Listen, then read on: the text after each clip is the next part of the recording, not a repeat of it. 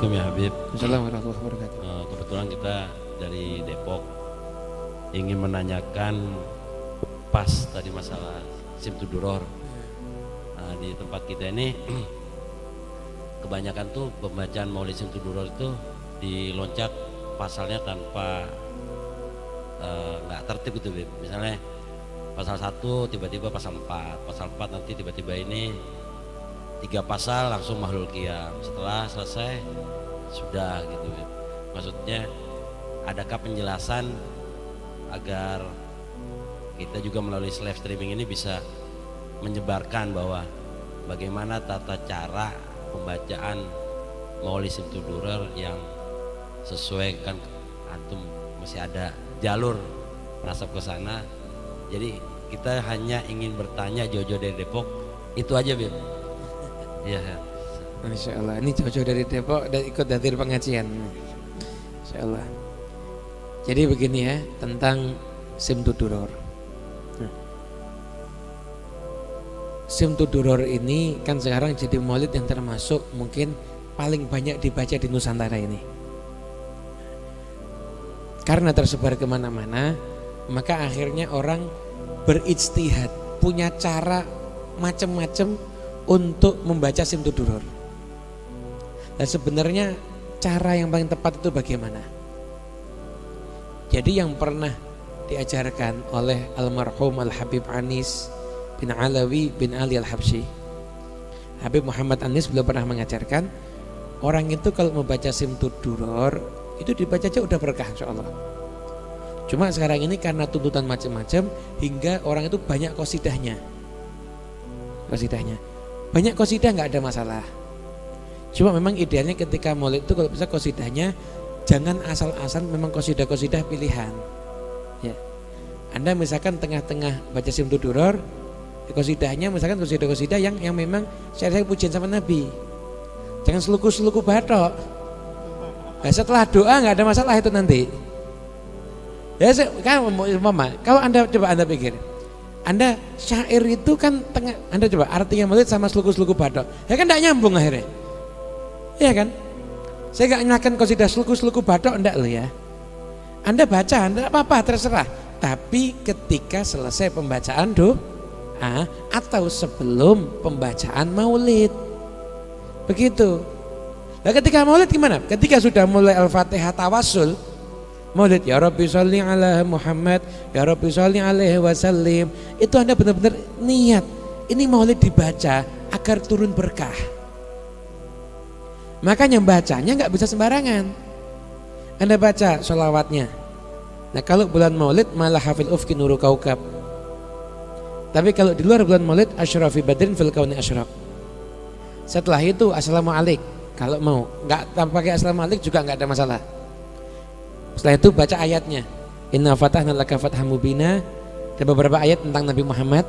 Setelah itu baru alhamdulillah kawi sultano. Itu fasal berikutnya. Lah usahakan dari fasal pertama sampai ke qiyam itu ada 7 fasal. Jangan sampai ada yang nggak dibaca. Anda selain qasidah nggak ada masalah. Alhamdulillah kawi sultano. Fasal kedua tajalal haku, ya qalbinnya qasidah. Itu nanti fasal berikutnya wa asyhadu an la ilaha illallah, saya itu qasidah lagi nggak ada masalah. Saya itu amma ba'du, saya itu qasidah lagi. Boleh nggak ada masalah, tapi dibaca semuanya. Sampai waqat ana wa mundu alikot fahina koruba. Setelah itu mahalul qiyam. Nah setelah mahalul qiyam, setelah itu wahina baroza dibaca. Jangan sampai wahina baroza nggak dibaca. Kenapa? Maulidnya itu di sini. Ini kisah kelahiran Nabi Muhammad. Ini kita mau cari berkah dari ekspresi kecintaan dengan kelahiran Nabi ya ketika wahina baroza. Ini dibaca wahina baroza. Setelah wahina baroza dibaca, setelah itu kan sisi roh Nabi Muhammad semuanya itu. Setelah itu kan sisi roh Nabi Muhammad. Nah, Anda mau lompatihi silahkan. Setelah itu Anda baca di bagian akhir. Mau Anda mulai wahaitu tasyarafatil asma itu fisiknya Nabi Muhammad. Itu fasilitas yang terakhir walaqad tasofa, itu adalah sifat akhlaknya Nabi Muhammad. Setelah itu lah antara wahina, sebelum wahina kasih qasidah boleh, setelah wahina qasidah boleh, Setelah itu wala qadid, sawat qadid qasidah boleh. Setelah itu doa, setelah doa Anda mau qasidah boleh. Tapi kalau bisa fasal-fasal yang saya sebutkan tadi itu semuanya harus dibaca. Nah, Anda nggak usah pakai bilang, "Loh ini kan kita waktunya nggak cukup."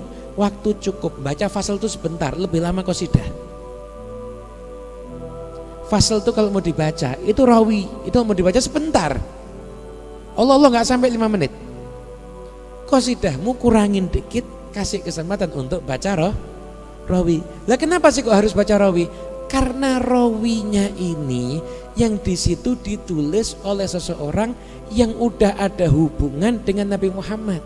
Dan di situ ada doa-doa yang luar biasa. Itu ada sholawat. Sholawat di fasalnya Simtud Durar yang sebelum Qiyam itu ada sholawat.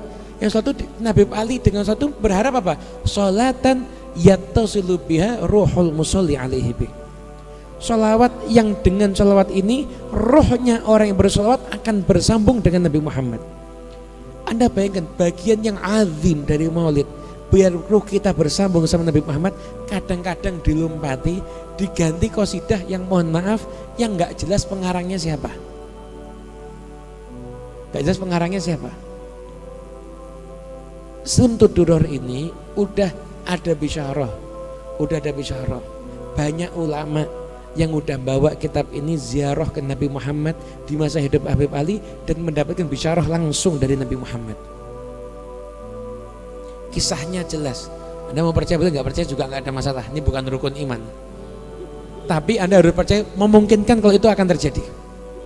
Mungkin aja kalau itu terjadi. Bisa aja. Itu sangat mungkin untuk terjadi. Dan saya sangat percaya karena menceritakan waliullah semuanya itu. Ada bisyarah. Lah syair yang Anda baca sebagai gantinya rawi, apakah syair itu udah ada bisyarah dari Nabi Muhammad? Belum ada kan? Kenapa Anda ganti rawinya dengan syairnya? Kan sayang. Rawi tetap dibaca tapi tetap juga bersyair. Khairal bariyah nadharah ilayya. Bagus itu. Khairul bariyah, wahai makhluk yang termulia, yang terbaik, nadhrah ilayya, pandanglah aku. Boleh, gak ada masalah itu pujian kepada Nabi Muhammad. Tapi pilih syair ketika rawi yang bagus. Nah setelah doa, Anda mau pakai syair-syair yang model macam-macam silahkan. Jadi ketika rawi itu usahakan syair-syairnya itu yang benar-benar syair yang ada hubungannya dengan Nabi Muhammad, atau syair-syair munajat dan doa dari orang-orang yang soleh. Itu akan menjadikan majelis itu penuh berkah. Sekarang kita bedakan, majelis itu yang mau kita kejar itu hatinya orang yang hadir atau telinganya. Kalau Anda mau ngejar hatinya, bagus. Anda mau ngejar telinganya, ya kita nggak bisa ngelarang. Kita nggak bisa ngelarang. Tapi kita sampaikan juga, yang ngejar telinga udah banyak sekarang ini. Sekarang yang kurang ini adalah majelis yang mau ngejar hati. Majelis maulid yang ketika orang hadir, ketika qiyam orang nangis, orang rindu, ini yang langka sekarang ini. Dan ini majelis yang kalau sudah seperti ini akan bisa nyambungin orang kepada Nabi Muhammad SAW gitu. Jadi silahkan Anda mau modifikasi dengan apapun juga, akan tapi adab dan cara-cara tadi tetap harus dijalani sesuai dengan aturannya. Itu mungkin. Wallahu a'lam bishawab.